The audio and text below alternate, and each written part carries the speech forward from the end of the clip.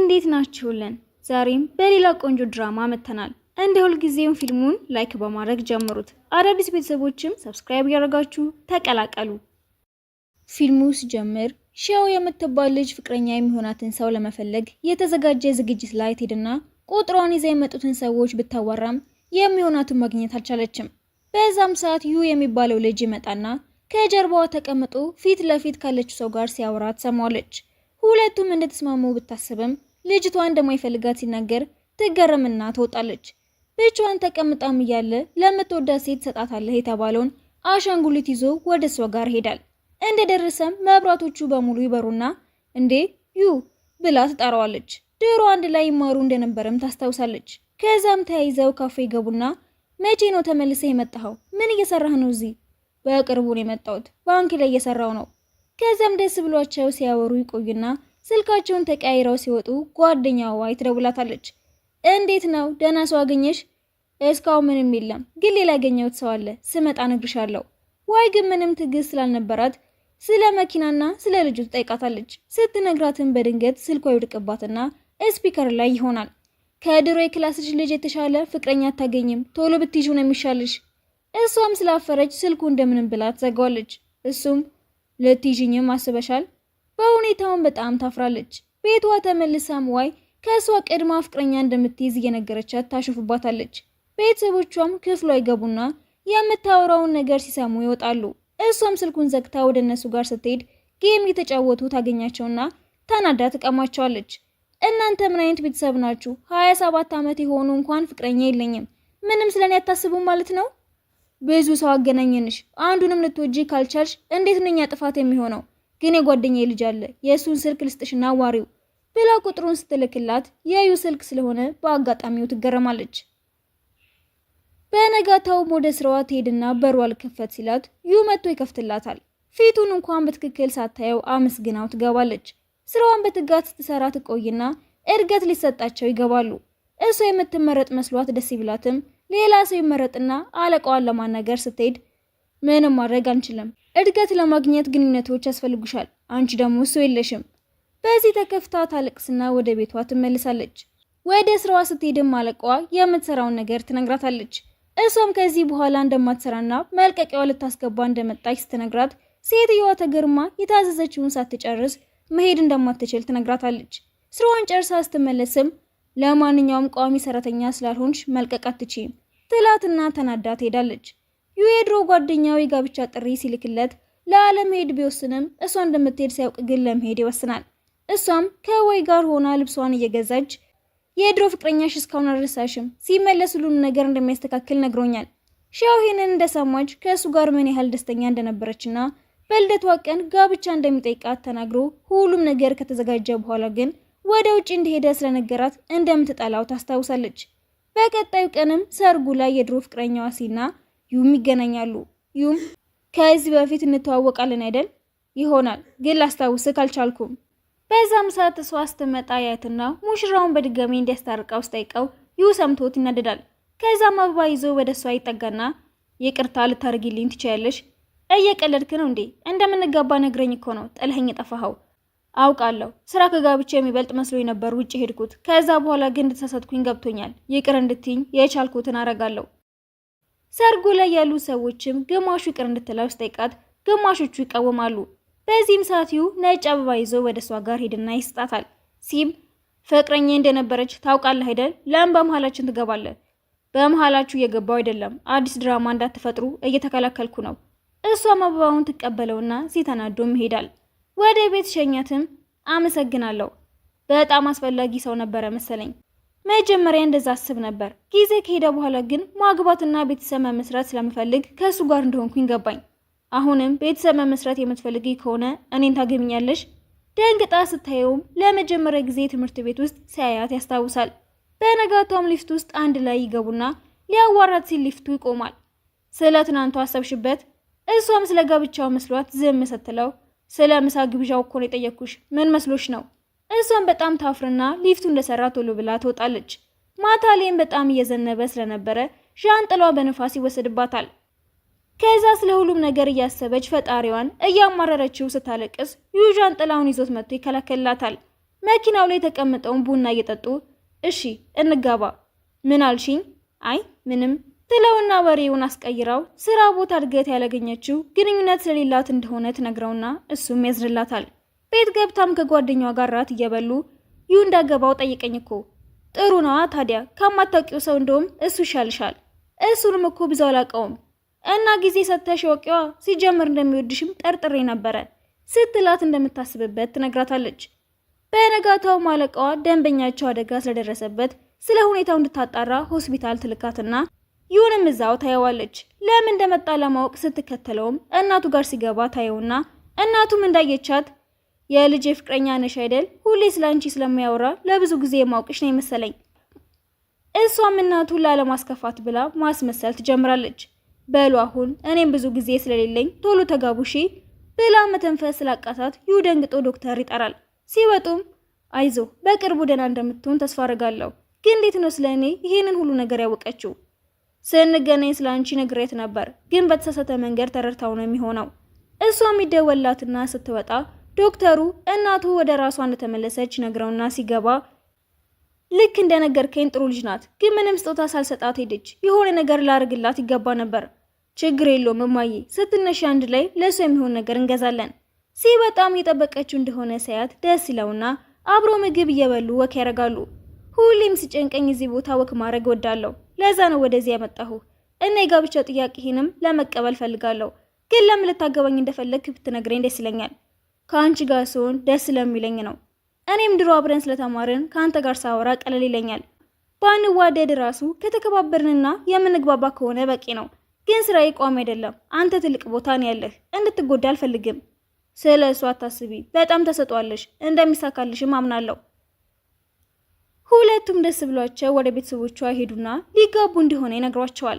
እነሱም ለመተዋወቅ ጊዜ እንደሚያስፈልጋቸው ቢነግሯትም እማዬ የጓደኛዬ ልጅ ነው፣ ጥሩ ባህሪ ያለው ብለሽ ነበር እኮ። በዛ ላይ ትምህርት ቤት እያለንም እወደው ነበረ። እሱም ይሄንን ሲሰማ ደስ ይለውና አትጨነቁ፣ ከዚህ በኋላ እሷ መንከባከብ የኔ ኃላፊነት ነው ይላቸውና እነሱም ደስ ብሏቸው ይፈቅዱላታል። በቀጣዩ ቀንም ስራቸውን ጨርሰው ጋብቻቸውን ለመፈራረም ቢሄዱም አንድ ላይ ፎቶ እንደሚያስፈልጋቸው ይነገራቸውና ሊነሱ ሲሄዱ ፎቶ አንሺው ተገደው የመጡ እንደሚመስሉና ትንሽ ፈገግ እንዲሉ ይነግራቸዋል። ከብዙ ሙከራ በኋላም ጨርሰው ሲወጡ ቢሮው ስለተዘጋ ቀጣይ ሳምንት ለመምጣት ይስማማሉ። ቤተሰቦቿም ትንሽ ዝግጅት አዘጋጅተው ይጠብቋትና እንደገቡ ሁሉም እሱን ያደንቁታል። ከዛም ወረቀታቸውን ሲጠየቁ መኪና ውስጥ እንደረሳችሁ ትናገራለች። ወደ ክፍሏ ሲገቡም ለምን ዋሸሻቸው? ሁሉም ደስ ብሏቸዋል። ይህንን ሰምተው እንዲከፉ አልፈልግም። ለነገሩ ቀጣይ ሳምንት ስለምንፈራረም እውነትሽን ነው። ዘመዶቿ ሲሄዱም አባቷ እሱን ስለ ትዳር ሲመክረው እናቷ ደግሞ እሷን ትመክራታለች። በነጋታም ለስራ ትሄድና ወደ ቤቷ ሲመልሳት ቤተሰቦቿ ቤት ስላልነበሩ አባቷ ደውሎ ስለተጋቡ ቤቷ እንዲወስዳትና እቃውንም እዛው እንደሚልኩላት ይነግረዋል። ቤቱ እንደወሰዳትም ሊያስተኛት ሲሞክር ቆንጆ እንደሆነና ለጋብቻውን በቶሎ የተስማማችው ለዛ እንደሆነ ትነግረዋለች። ጠዋት ላይም እንዳልነቃች ሳያት በደንብ ያለብሳትና እያለምኩ እየመሰለኝ እኮ ነው ብሎ ይወጣል። ስትነቃም እቃዋ በሙሉ እንደመጣ ልብሷም እንደተቀየረና የማታውቀው ቤት እንዳለች ስታስተውል ትደነግጣለች። ስትበጣም ቁርስና ልብሷን የቀየረችው እራሷ እንደሆነች ይሄ ቤትም ካሁን በኋላ የሁለቱ እንደሆነ የተጻፈውን ታነብና እሷም ደስ ይላታል። ስራ ስትሄድም ታየውና ፈገግ ትላለች። ምሳ ሲበሉም ካርዱን ስለረሳው እሷ ትከፍልለትና ሰራተኞቹ ግራ በመጋባት ያያቸዋል። ለቤተሰቦቿም ከድሮ ጀምሮ እንደሚወዳትና አሁን ሊነግራት እንደወሰነ ይነግራቸዋል። ከዛም ለቤታቸው የሚሆን እቃ ለመገዛዛት ይወጡና ደስ ብሏቸው ይገዛዛሉ። ሲመለሱም ስለ ግንኙነታችን ለማንም ባንናገር የሚሻል ይመስለኛል። ለምን? በፍጥነት ስለወሰንን ሁሉንም ለመልመድ ጊዜ የሚያስፈልገን ስለመሰለኝ ነው። እሺ እንችላለን ይላታል። በቀጣዩ ቀን ስራ ስትሄድም አዲስ እድገት የተሰጠው ሰው እንዳለ ይሰሙና ለእሷም ይነግሯታል። ትንሽ ቆይቶም እድገቱን ያገኘው እንደሆነ ሲነገር ሰራተኞቹ አዲስ ለመጣ ሰው እድገት ሊሰጥ እንደማይገባ መናገር ይጀምራሉ። እሷም ልታናግረው እንደምትፈልግ መልእክት ስትልክለት ስብሰባ እንዳለበትና ሲጨርስ እንደሚያወሩ ይነግራታል። እሷም እድገት ስላገኘ የኮራ መስሏት ትናደዳለች። ምሳ ሲበሉም ሴቶቹ ቆንጆ እንደሆነና ፍቅረኛቸው ቢሆን ደስ እንደሚላቸው ሲናገሩ አለቃቸውም እኛ ሴቶች ቀድመን ለስራችን ነው ማሰብ ያለብን፣ አለበለዚያ ከሁለቱም ያጣን የምንሆነው። ሺያውን ባለችው ነገር ትስማማለች። ከስራ ሲወጣም አብረው ወደ ቤት እንዲሄዱና እንዲያወሩ ቢጠይቃትም ካሁን በኋላ ቤተሰቦቿ ጋር እንደምትኖር ትነግረውና ግራ ይጋባል። እሷም ከቤተሰቦቿ ጋር ገበያ ሄዳ አትክልት እየገዙም እንዴት ማብሰል እንዳለባት እንድትማር አባቷም ይነግራታል። እናቷም ለምን ትማራለች? ማብሰል ይችል የለ እንዴ? ቢሆንም ልጃችን ከሱ እኩል መቻል አለባት። ቆይን ያልገባኝ እንዴት ነው ስለ ይሄንን ሁሉ ነገር ያወቃችሁት? እንዲሁ ዝም ብለን ገምተን ነው። ወደ ቤት ሲመለሱም ጥሩ የምግብ ሽታ ይሸታቸውና ከኪችን ወጥቶ እንዲቀመጡ ይጋብዛቸዋል። አንቺ የምትወጂውን አሳ ነው የሰራሁት። እኔ አሳ አልወድም፣ አጥንት ይወጋኛል ብላ ወደ ኪችን ተከትላው ስትገባ ቤተሰቦቿ እንደተጣሉ ማሰብ ይጀምራሉ። እሷም እዚህ ምን ልትሰራ መጣህ? ቤተሰቦቼ ጋር ነኝ ስላልሽኝ ነዋ። ምን ልታዋሪ ነበር የፈለግሽው? አሁን እድገት ስላገኘ ቢሮ ውስጥ ለግንኙነታችን ካወቁ ስራዬን ላጣው እችላለሁ። ስለዚህ እንድንለያይ እያሰብኩ ነው። ምን ነክቶሻል? አብደሻል እንዴ? ለምን በቶሎ ተስፋ ትቆርጫለሽ? ብዙ ሳንቀራረብ ብንለያይ ለእኛም ይቀለናል ብዬ ስላሰብኩ ነዋ። ከዛ መመገብ እንደጀመረች አጥንቱ ጉሮሯ ውስጥ ይሰነቀርባታል። እሱም ወዲያው ወደ ሐኪም ጋር ይወስዳትና ተራዋን ስትጠብቅ የሚጮህ ሰው ሰምታ በጣም ትፈራለች። አጥንቱ ሲወጣላትም እንዴት እንደሚንከባከባት ነርሷ ታየውና እድለኛ እንደሆነች ትነግራታለች። ሲመለሱም በዚህ እድሜ እድገት ሳላገኝ አንተ ከኋላ የተነስተ ስለቀደምከኝ ቀንቻለሁ። ከሱም በላይ በራሴ አፍሬያለሁ። ግን የ1 ዓመት እቅድ ላውጣና እሱን ካሳካሁት አብሬህ ለመሆን እስማማለሁ። ካልሆነ ግን እንለያያለን። በዛ መሃል ግን ማንም ስለኛ ማወቅ የለበትም። እንደምታሳኪው ተማመንብሻለሁ። እኔም ልረዳሽ ዝግጁ ነኝ። ቤት ተመልሰው እቅዳቸውን ይጽፋሉ። ጠዋት ላይ መታወቂያቸውን ተቀያይረው ይወጡና ዋናቸው እሱን አለቃቸው እንደሚሆን ሲነግራቸው ያከበሩት ያስመስላሉ። እንደወጣን በመጥፎ ሁኔታ ያዋሩታል። እሱም የእሷን መታወቂያ እንደያዘ ያዩና ይደብቀዋል። እናም ስራቸውን በትጋት እንዲሰሩ ነግሯቸው ይወጣና ቢሮ ሆኖም እሷን እያያት መታወቂያው መቀየሩን ያሳያትና ከጓደኛዋ ጋር እያወራች ቀስ ብሎ ይቀይራታል። ቤት ሲመለሱ ምግብ እየበሉ ስለ ስራ ያወራሉ። ሲጨርሱ እቃዎቹን ሊያጥባቸው ሲነሳ አይ እኔ ነኝ የማጥበው፣ የቤቱንም ስራ መከፋፈል አለብን። አንተ ስለምታበስል እኔ አጥባቸዋለሁ። እሺ። ሳሙናውን ለማውረድ ስትሞክርም ይመጣና ያግዛታል። በዛም በጣም ይቀራረባሉ።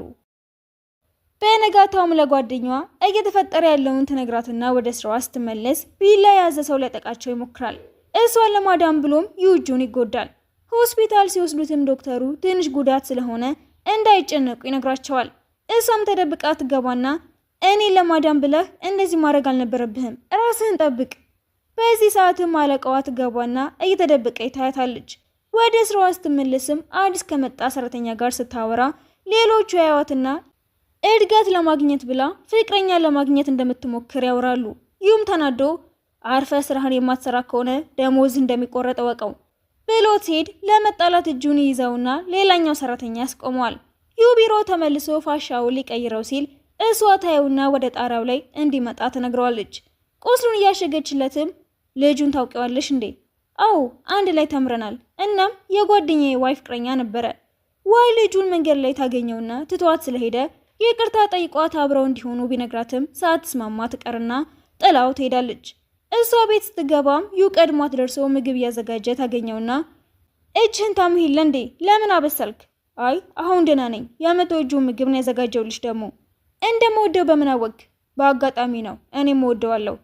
በቀጣዩ ቀንም እናቱ ጋር ሄዱና ልጄ ዝምተኛ ነው አይደለ? ትንሽ ታገሹ። ደግሞ ለምን ቀለበት አላረክላትም? እንደተመለሰች ቤት ውስጥ ያለውን ቀለበት እንድትሰጣት። በነጋታው ሙሉ የቢሮ ሰራተኛ ለመዝናናት ሄዱና ሲና አግኝታው በድጋሜ ይቅር እንድትለው ይለምናታል። ከዋናው አለቃ ጋር ስለ ስራ ለማውራት ይሄዳል። ዋይም በጣም ተዳክማ ስለነበረ ፍቅረኛው ቤት ልሸኛት ቢያስበም ስራ ይደወልለትና ይሄዳል። እንሸኛቸው ቢጠይቃትም ሻው ሳትስማማ ትቀርና ታክሲ መጠበቅ ትጀምራለች። የመጣ እንደሆነ ሲነግራትም ከዋይ ጋር ስለሆነች እንዳይመጣ ልትነግረው ብትሞክርም ኔትወርኩ ስላልሰራ ሳይሰማ ይቀራል። ታክሲ እንዳገኙም አብሯቸው እንደሚሄድ ድርቅ ብሎ ይናገርና ጓደኛዋ ቤት ሲደርሱ ለመግባት ይሞክራል። እንደሄዱ ብትነግረውም አልሰማ ስላላት ዋይ አውቃ ታስመልስበታለች። ምርጫ ስላልነበረውም ሲወጣ ጓደኛዋ አውቃ ስላደረገችው ትስቃለች። ከዛም ስለ ፍቅረኞቻቸው ያወራሉ። ጓደኛዋ ቤት ሲደርስ ሲናየውና እንዳይመጣ የነገረችው ከሱ ጋር ለመምጣት ፈልጋ እንደሆነ ስላሰበ ተናዶ መልእክት ይልክላታል። እሷ ግን ሳታየው እንቅልፍ ይወስዳታል። ጠዋት እንደነቃችን መልእክቱን አይታው እየሮጠች ስትወጣ እንደ ቆመ የጠብቃትና በጣም ተሰምቷት ፈገግ ትላለች። ከዛም አንድ ላይ ወደ ቤታቸው ይሄዱ። ሌሊቱን ሙሉ ምንም ሳትተኛ ነበር የጠበከኝ። አዎ ማታ ላይም ወክ እያረጉ በዚህ ብርድ አይስክሬም የመብላት ሀሳብ ከየት ነው ይመጣልሽ? ደስ ስለሚል ነዋ፣ በዛ ላይ ቶሎ አይቀልጥም። እሱም የሷን አይስክሬም ሲቀምሰው እራሱን ይነካውና ስትጠርግለት ወዲያው ያቅፋታል። ደንግጣም ለምን አቀፍከኝ? ውሃው እንዳይነካሽ ብዬ ነው። ማታ ላይም የተፈጠረውን እያሰበች ደስ ይላታል። በነጋታውን ቢሮ ውስጥ ገባ አበባ ታይና ምንም ስም ስለሌለው እንደላከው ታስብና ደስ ስላላት አይስክሬም ገዝታ አመሰግናለሁ ከሚል መልእክት ጋር ታስቀምጥለታለች። እሱም ሳያው ደስ ብሎት ፈገግ ይላል። አለቃውም የሚሰራበት ሆስፒታል ለስራ ይዛት ሄድና አበባውን ወደድሽው ሲላት እሱ ስለላከው ትናደዳለች። ቤት ስትመለስም እያበሰለ ይጠብቃትና ዛሬ አበባ ተልኮልሽ ነበር አይደል? አዎ። በነጋታውን ቢሮ እንደገባች አበባውን ትጠለዋለች። ከዛም ከጓደኛዋ ጋር መዋቢያ ቤት ሄዱና ደውሎ እንደሚወስዳት ይነግራታል።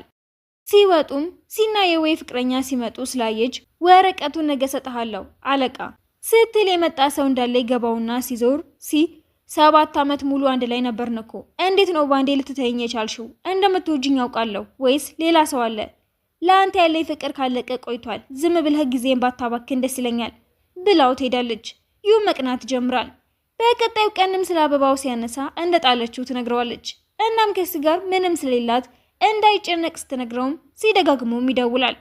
አንሺው እንጂ እንዳላት ስታነሳው ግን እንዳታወራ ያረጋትና እሷን መቅናቱ ስለገባት መጨነቅ የለብህም በመሃላችን ምንም እንደሌለ ነግሬሃለሁ።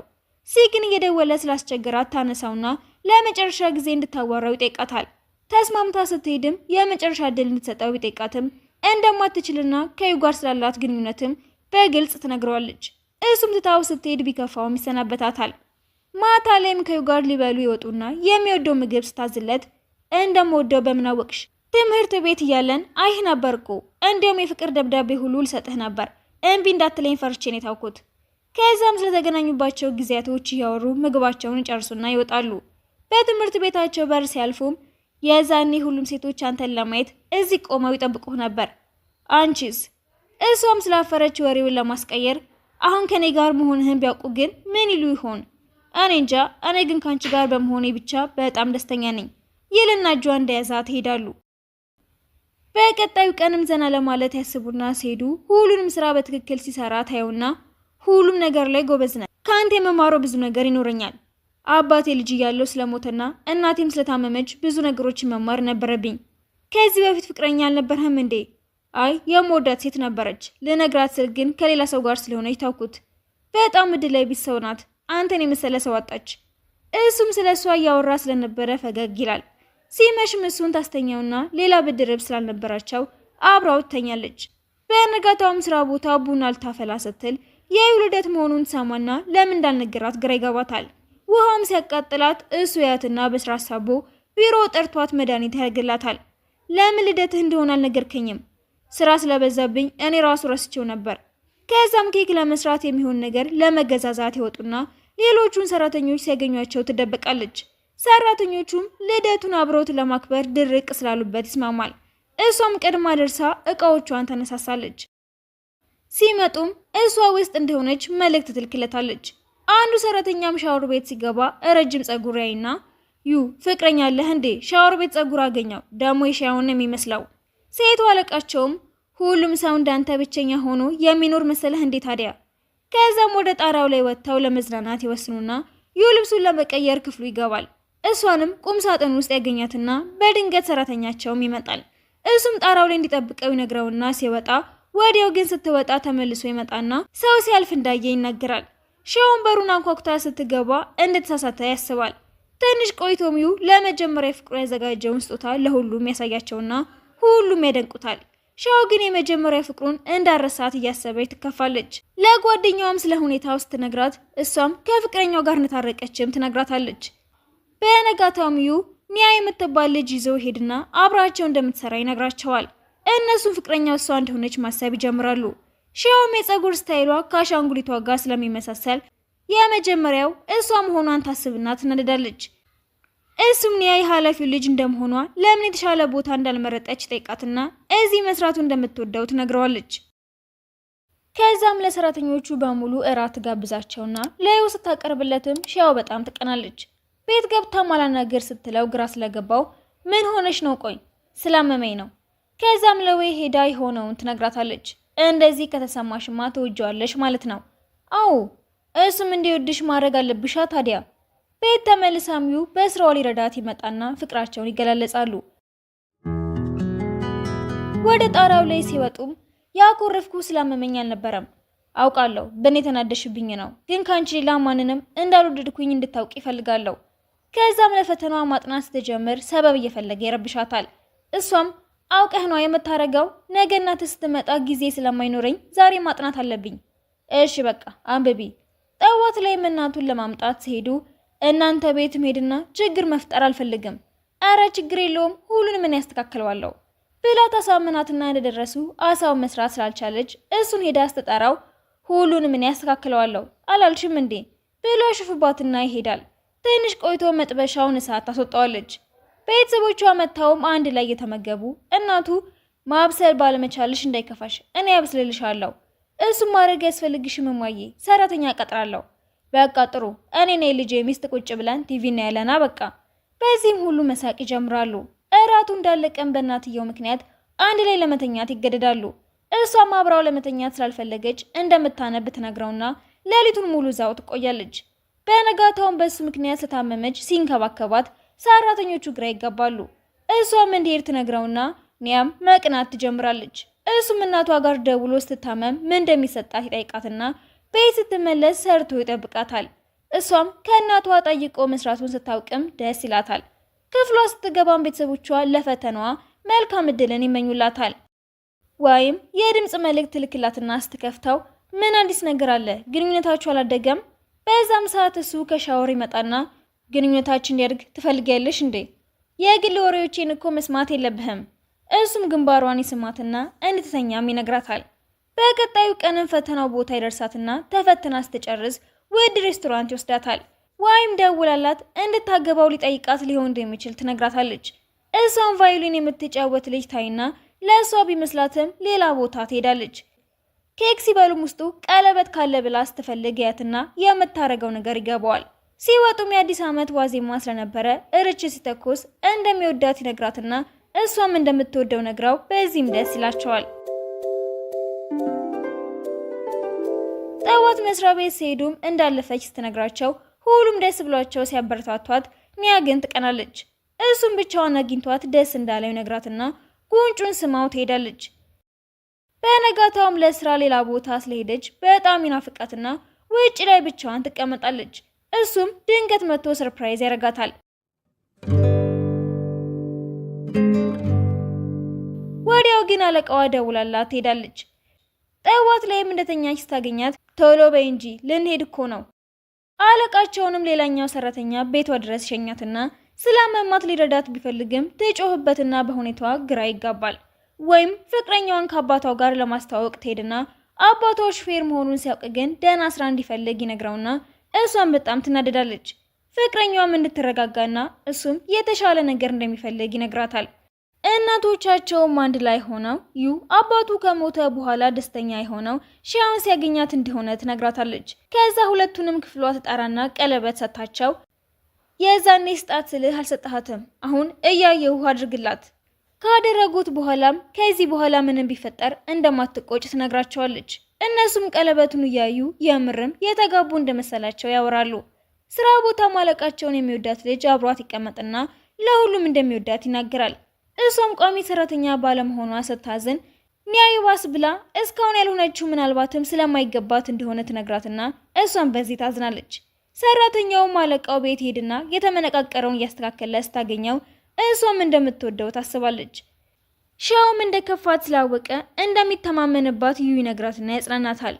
የዩ እናትም በሽታዋ ይብስባትና ሆስፒታል ትገባለች። እሱም ተጨንቆ ዶክተሩን ያናግረዋል።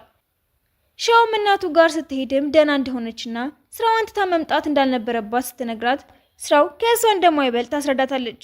እሱም እንደመጣ ይቅፋታል። በነጋታውም ከመስሪያ ቤት ሁሉም ተሰብስበው ይመጡና እሷን ሄደው ይጠይቋታል። ሻውም ቀድማ ስላስጠነቀቀቻት ለማንም ምንም ስለ ግንኙነታቸው ሳትናገር ትቀራለች። አለቃቸው ግን ነርሶቹ ሲያወሩ ትሰማቸዋለች። ኒያም እናትየው እንድትወዳት ለማድረግ ብትሞክርም ሳይሳካላት ይቀራል። ዶክተሩም እናቱ ደህና እንደሆነች ነግራቸውና ወደ ቤታቸው ይወስዷታል። ስራ ቦታም ኒያ እናትህን በየቀኑ ቤት እየሄድኩኝ ልንከባከባት እችላለሁ። አይ አያስፈልግም። እንደምወድህ ታውቃለህ አይደል? እና ለምን እንደዚህ ታናግረኛለህ? እኔ ሌላ የምወደው ሰው ስላለኝ ነዋ። እሷም ተበሳጭታ እየተመናቀረች ስትወጣ ሻው ተደብቃ ስትሰማ ስለነበረ በመልሱ ደስ ይላታል። በቀጣዩ ቀንም እናቱ ቼክአፕ ስለነበራት ሆስፒታል ይዛ ትሄድና ሲደውላት ደህና እንደሆነች ትነግረዋለች። ስትመለስ ግን በድንገት እንደሞተች ታውቅና ደንግጣ ማልቀስ ትጀምራለች። ቤተሰቦቿ ሲመጡም ምንድነው የምለው? እናቱ መንከባከብ እንዳልቻልኩኝ እንዴት እናገራለሁ? በዛም ሰዓት ይደርስና ሮጣ አቅፋው ይቅርታ፣ ለምን ነው ይቅርታ የምትጠይቂኝ? የቻልሽውን ያህል ተንከባክበሻታል እኮ። የቀብር ስነ ስርዓቱ ላይም ሁሉም እንዲበረታ ይነግሩታል። ሻውስ ተለቅስም አለቃዋ ሁሉንም እንደምታውቅ ነግራት ታጽናናታለች። ስትበጣም እሷን ቤተሰቦቿን ስላጣች እንደተከፋች ስትነግራት የሚወዳት ልጅ ግን ከአሁኑ ወዲያ እሱ እንዳላት ይነግራታል። ቤት ሲመለስም እናቱ የምትሰራለትን ምግብ ሰርታ አጣብቀውና እያለቀሰ ሲበላ ታጽናናዋለች። በነጋቷም ቋሚ ሰራተኛ መሆኗ ይነግራትና ደስ ብሏት ለሁሉም ትነግራቸዋለች። የወይ ፍቅረኛም ፖሊስ ሆኖ ሾማል። እነሻውም ለቤተሰቦቿ መታወቂያውን ያሳዩና አሁን ስለ ግንኙነታቸው መናገር ስለሚችሉ ደስ ይላቸዋል። አለቃውና ሰራተኛውም ፍቅረኛሞች ለመሆን ስለወሰኑ ብዙ ጊዜ አብረው ያሳልፋሉ። ከአንድ ወር በኋላም የሻውን ልደት ለማክበር ጉዞ ለመሄድ ይወስኑና ሻውን ብቻዋን ይወስዳትና መልካም ልደት ይመኝላታል። ጠዋ ስትነሳ እጇ ላይ ስጦታ የሰጣትን ሰዓቱን ታየውና ደስ ብሏት እሷም ለሱ ሰዓት ትሰጠዋለች። እናም የጥንዶችን ሰዓት እንደሚመስል እያወሩ ሁለቱም ደስ ይላቸዋል። ቢሮ ሲመለሱም ኒያ ስራ መልቀቂያዋን ትሰጠውና ለሁኔታዋ ይቅርታ ትጠይቃለች። ከቀናት በኋላ የሚሆነች ሴት አለቃቸው ከባሏ ጋር እንደሆነች ትናገርና ልትመታ ስትሞክር ሰራተኛው ያስቆማታል። የእሱ ፍቅረኛ መሆኗንም ይናገራል። ቢሮ ውስጥም ፍቅረኛ መሆን ስለማይቻል እሱ ወደ ሌላ ዲፓርትመንት ይዘዋወራል። እሱም ስለናዩ ግንኙነት ስትነግረው ይደነግጣል። ዋናቸው ስለ ግንኙነታቸው ሲያውቅም ይሁን ወደ ሌላ ቅርንጫፍ ያዘዋውረዋል። ቦታው ትንሽ ስለሚርቅም እንደ ድሮ አብረው ጊዜ እንደማያሳልፉ ሲያውቁ ሁለቱም በዚህ ይከፋሉ። የመጀመሪያ የስራ ቀኑ ላይም ስራ ስለበዛበት ስትጠብቀው ትቆይና ሲደርስ እንቅልፍ እንደወሰዳት ያይና ተመሳሳይ ከተማ እንዲሰሩ ለማድረግ ይወስናል። ከ6 ወር ጥረት በኋላም ተመሳሳይ ከተማ ይመደባሉ። የአለቃዋ ፍቅረኛም ወደዛው ይዘዋወርና በዚህ ሁለቱም ሴቶች ደስ ይላቸዋል። እንድታገባው ሊጠይቃት ይወስንና የትምህርት ቤቱ ጣራ ላይ ይወስዳትና ለረጅም ጊዜ ነው እወድሽ የነበረው። አውቃለሁ 1 አመት ሙሉ ወደኸኛል። አይ 11 አመት ነው። ትምህርት ቤት እያለን አሻንጉሊቱን የሰራሁት አንቺን እያሰብኩ ነበር። ፍቅሬ ሊነግርሽ ስመጣም ስለቀደመኝ ወደ ውጭ ሄድኩኝ። እንደተለያየ ሳውቅም ተመልሼ መጣው። ከአሁን ወዲያ ግን ለማንም ልተውሽ አልፈልግም ብሎ እንድታገባው ሲጠይቃት ደስ ብሏት ትስማማለች። በነጋታውም ጋብቻቸውን ያጸድቁትና ደስ ብሏቸው ፎቶዎችን ይነሳሉ። ቤተሰቦቿ ጋር ሄዱና እንደዋሻቸው ሲናገሩ እናቷ በጣም ትናደዳለች። እንድትረጋጋም በቬሎ እንደሚጋቡ ቃል ይገቡላትና ፎቶዎቹን ሲልኩላት ደስ ብሏቸው ያለቅሳሉ። ከ1 አመት በኋላ በስራዋ ይበልጥ ይሳካላታል። ስትወጣም እንዲገናኙ መልእክት ይልክላትና የውሃ ዳርቻ ጋር ሆነው እንኳን ለአንደኛ የጋብቻችን አመት አደረሰሽ ይላትና ደስ የሚል ጊዜ ሲያሳልፉ ፊልሙ ይጠናቀቃል። በቀጣይ በሌላ ፊልም እንገናኛለን።